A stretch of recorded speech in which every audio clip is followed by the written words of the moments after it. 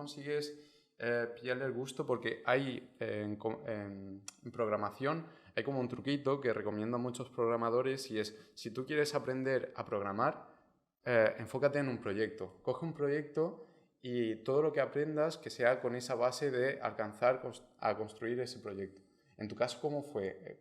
¿Fue con un proyecto en la mente o fue solamente probar un LED, probar esto, que explote lo otro? ¿Cómo fue? O sea, esto es un poco como cuando uno aprende a tocar la guitarra o un instrumento musical, que la primera canción es un boom. Ya sabes que no estás haciendo nada que vaya a impresionar al universo, pero tú te impresionas a ti mismo, ¿no? Quiero decir. Entonces, lo que dices tú de encender el LED o poner un temporizador y que se fuera apagando, encendido, lo que sea, quieras que no, a mí me motivó por el hecho de decir, mira, es mi primer circuito y para otros será una tontería, pero es el primer circuito que he hecho yo, ¿no?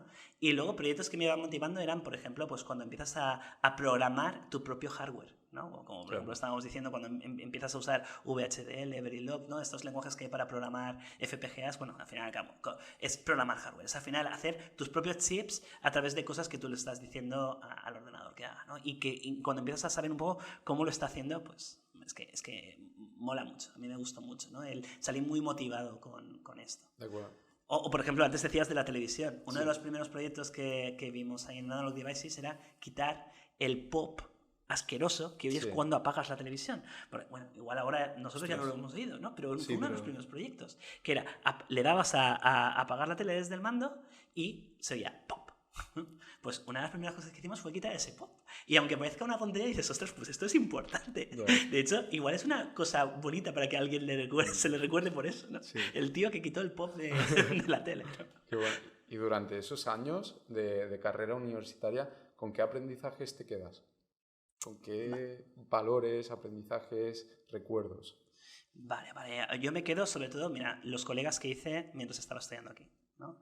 Eso es brutal. Son amigos que ahora mismo, pues, vamos, sé que cualquier problema que tenga van a estar allí, ¿no? Y encima cuando estamos haciendo prácticas o estamos haciendo proyectos, estábamos ayudándonos los unos a los otros. No era intentar ver quién sacaba más nota, ¿no? Aquí era sobrevivir y si podíamos ayudarnos a sobrevivir entre nosotros, eso, ¿no? Y yo recuerdo perfectamente que por aquel entonces estaba una película que se llamaba Minority Report, que era la de Tom Cruise, que bueno, pues era un foco así futurista y el tío tenía como un guante que movía el guante y iba cambiando pantallas, lo que sea, en un mundo donde todavía las pantallas no eran táctiles como ahora, que mi hija pequeña no entiende una pantalla que no sea táctil, ¿no?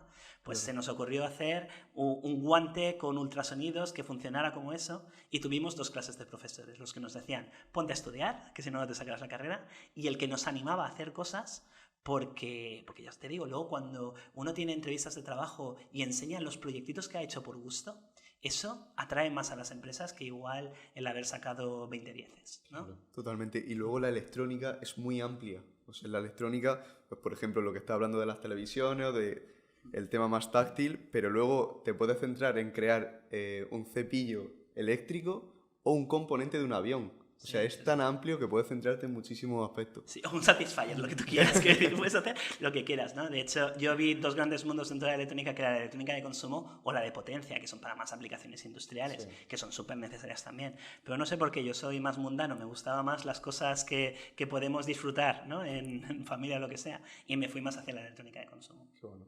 Pablo ha probado hoy electrónica de potencia.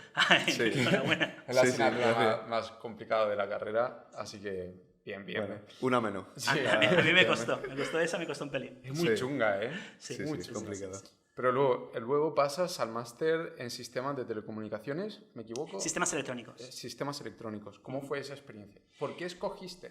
Porque esto es muy importante. Ahora mismo, y más en nuestro caso, estamos terminando la carrera, hay tantos másteres.